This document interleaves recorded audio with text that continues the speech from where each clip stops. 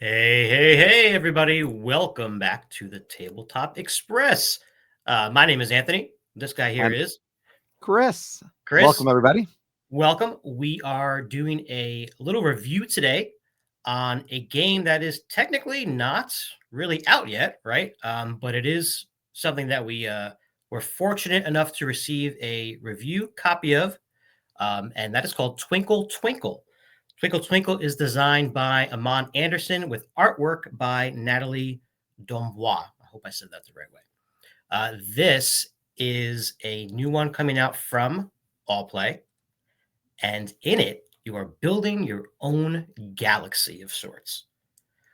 This is a tile placement game where you're going to be drafting tiles on your turn and putting one of them onto your sort of space board anywhere you want, but you're trying to sort of optimize placement for a variety of reasons, right? There are different features that are going to score different ways: planets, comets, asteroids, constellations, satellites, and even some black holes.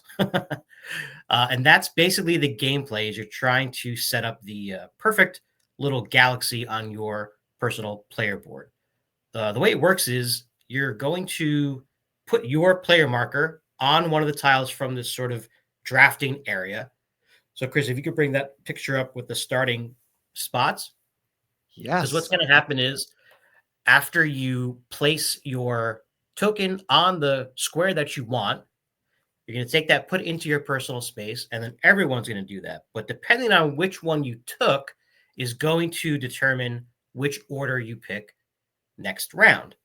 So there is this cool, like, looking forward, looking ahead sort of thing. Do I want to go first because I really want that next square that's coming up because I really want that comet or whatever it is? Or do I not care as much either way? I'll rather go towards the end and see what happens on the next turn.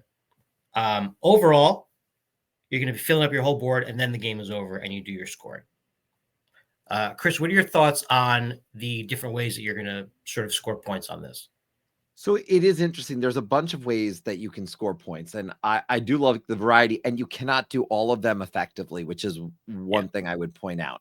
So when you're looking at this game and you say, oh, there's a bunch of ways, everyone loves a point salad, right? Well, in this one, yeah, you've got to be mindful that at a certain point, man, this ain't going to work if I Yeah. go for this, because there's certain stuff that does not work well with other items, meaning you got to completely get them away from each other because Yeah. something's going to score all these points, unless it's, for example, necessarily near the black hole, or maybe it can't be by a planet, whatever it might be. So you do have to think about that, because even when you look at this game, I mean, just this is one of the visuals on Board Game Geek. You can see the way they're stretched out. You've got a few things happening. There's constellations, in particular, which draw my attention, Yeah. because the constellations, you want a long constellation, but you're also scoring points in this game for the number of constellations based on a certain scale. Yeah. So So you're trying to yeah, find the balance between is really, size wise, but you don't want to just make one because then you're kind of limiting to just that one. And then other stuff is going to get in the way. Yeah. You got to make some, for as simple as the gameplay is, you really do have to commit and make some, and you are going to get stuck with some stuff that you would rather not have. It's just bound to happen. yeah, and it's interesting to me because you do also have this choice in the gameplay of where are you going to go. Because you might take something that's less valuable to you because you see what's in the next round and you want it. Sure. So you also have a choice that's going to happen there. So we have that option to play, say, the current round. I'm going to take this one piece, and then one piece is always going to slide. And there's a fun factor there that I want to point out. It's, again, this is why we talk about the physical nature of games, even though, again, as we've said before, we play games online too. But the ability, that fun in sliding the one token all the way down and then sliding the other ones up and then pulling the ones from the back, that Yeah. feeling is definitely there for folks who really enjoy that moment. And again, those choices, you might be lucky, and the piece you really would have wanted for the next round suddenly is going to be the cheapest one for the next. Yeah. Yeah. And by say cheapest, I really mean not cheapest, but best, because you also are Right. going to get to go first the next round potentially. Right. So And speaking of those tiles, they are, we just did a review about River Valley Glassworks as well, and the nice tactile feel of the pieces there. This is in the same boat. You get a really cool constellation shaped bag with all these translucent tiles in them that really, really look great when they're, on your board or whether in the market, wherever they are. It's clear to me anyway, what was what. You're not really guessing, oh, is that a comet? Is that a black hole? Everything is pretty clearly descripted for you. Along the side of your board there, you'll see the different components and how they will score at the end of the game. Those are all modular. So you'll see that, like that set, for example, is all green. They're double-sided. So there's a green side and there's a blue side that are going to have the same thing. That's still satellite, constellation, asteroids, all that, but they score in a different way. So in the game, you're going to get two different versions of that. You do have to keep it the same, though. You can't mix and match. But there was some illusion during our sit down with All Play that there will likely be other sets included in this down the line, which I really do appreciate. A different way to score points. There was also some talk of flirting with the idea of having these tiles be glow in the dark. Yep. Which is a very novel and cool concept when you think about it. I don't know. So I was talking to people about this the other day, and the initial thing is, well, who's going to play in the dark? And I say, yeah, who's going to play in the dark? But then when I think about it, it would be neat if you played the game regularly, but then when it's over and you're doing your scoring, you turn the lights off, and now your board is kind of glowing with this space stuff. I was thinking about it's not a need, but it's a nice but it would be addition cool. for sure. It would be cool. Again, not necessary, but it would be a nice touch. Well, we talk about deluxification. We've talked about it plenty of times on the channel, but that's one of those. Okay, that's nice. I have it. I have that with another game or two, but you do it at the end. You don't do it during play. Right. You're not playing in the dark because you couldn't see the cards well in the dark. That said, they do look great, and again, the ease of seeing how everything scores, and you're playing with a level playing field because everyone's using the same. True. And everything is right in front of you. So if there's a question of, oh, how does this score? Oh, no, that's how it scores with a example. So that's, I think, critical. That makes the game very approachable. But again, deeply, I think, strategic in what you do want to take. And it does make it friendly for a lot of age groups. And let's talk about those components, though, in that sense. We know it might not be final version, but they are nice, chunky pieces, even in the kind of pre-production that we got. And I can only imagine, if anything, maybe it's more balanced in they're all perfectly sized squares, right? Or whatever it might be, right? It's probably something along those lines, but I can't imagine much changing in terms of the components, and they're very good in the current state. As is, it is a very good product.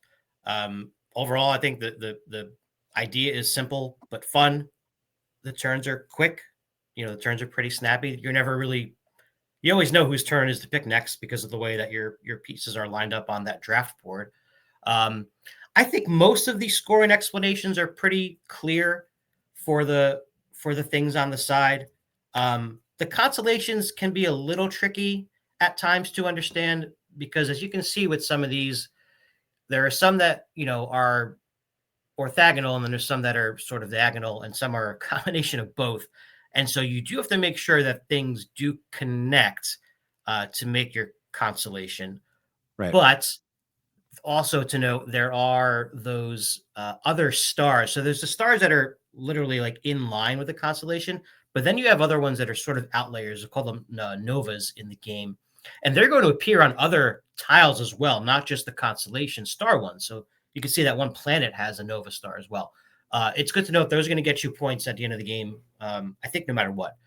Well, so it's interesting. The Nova Star in this particular one, which was my board, and I learned it the hard way, that Nova Star on the planet does not actually score because if they're next to a black hole, they don't score. But that's kind of what I was talking to earlier. Is you have so many things you could do. That planet is perfectly placed for other reasons. Yeah. But at the same time, like, for example, the satellites score 3 points for each black hole and planet placed next to them. So I wanted to get something out of that satellite when I played this, which is why I did that. And 3 points is better than 1. So I was still playing I did not win this game, mind you. This is probably This is probably not the best example of a winning board because it was far from winning, but I should have still, taken a that's picture of my board. I was the one yeah. who won. I should have taken a photo of your board, but yeah, but it is. I think to your point, explanations overall pretty good. We don't actually have a physical rule book for this game. Ours is online one right now, because that's what happens when you have a preview copy like this. Yep. So I'll be interested what the final rule book looks like. So can't speak to final rule book, but when this does eventually get on to crowdfunding, I think you're going to see any clarifications made. But from gameplay perspective, it's a winner for me in so many ways, and the components are top notch in terms Sure. of just giving you that feeling of pulling from the bag and putting on the board. I mean, it's one of those ones where if you play this with kids or teenagers, I will say they're going to be like, "Can I do the pull? Can I put them out?" It's one of those for sure. Yeah. Yeah. It's a nice feel to it.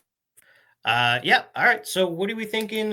Final thoughts overall. I know again, this is not a finished product as of now, so the rating that we give it is likely to, as we get more plays of this, and then eventually, if we do have access to the extra content later down the line, that could change as well. But Oh, certainly. what's your initial thought on rating wise for this one?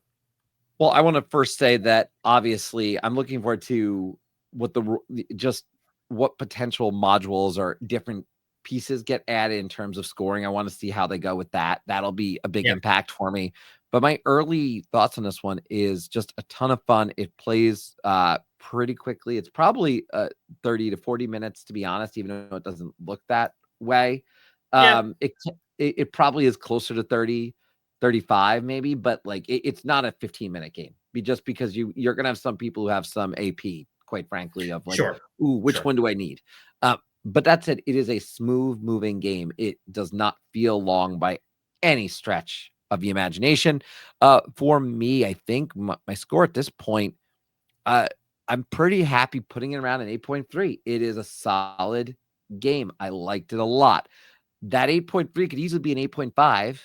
It could easily go down to an 8, depending on little minor things. I Sure. want to see where the final part goes, but my initial reaction is yes, 8.3 overall, a good game that I would like to play again and again with people. And again, this similar to what I've said about some other games in that fall around the same weight.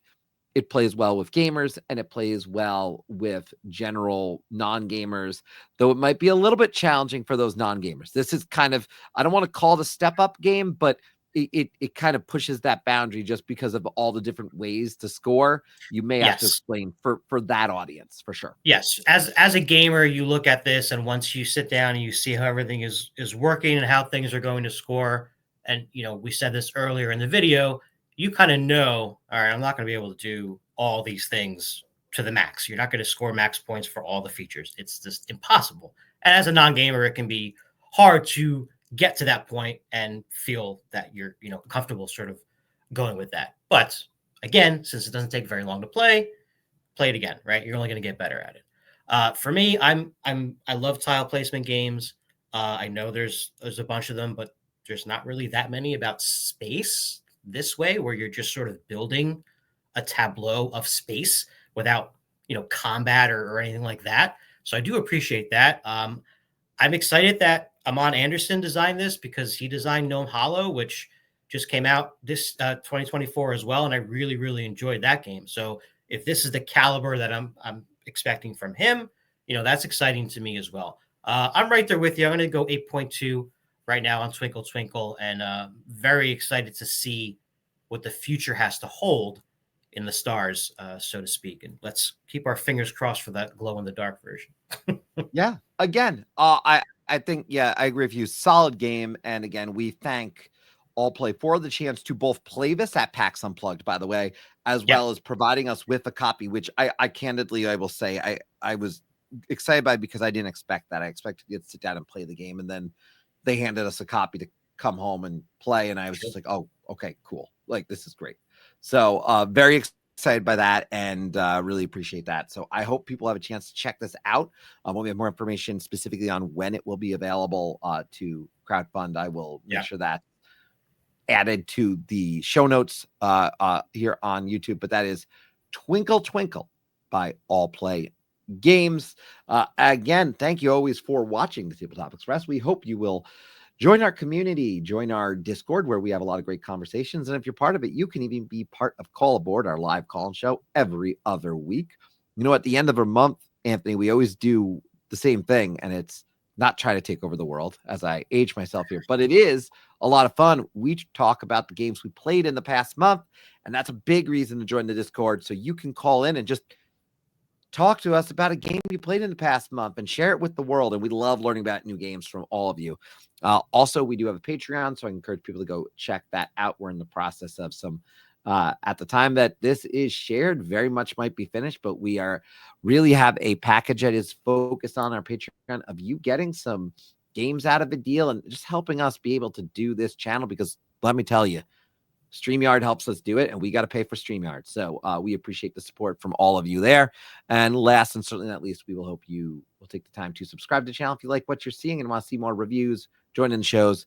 Definitely hit the like button. But on that note, Anthony, I will say thank you to everyone for coming aboard the Tabletop Express. My name is Chris. That has been Anthony, and we will see you in the future. Thanks again, everybody. Have a great day.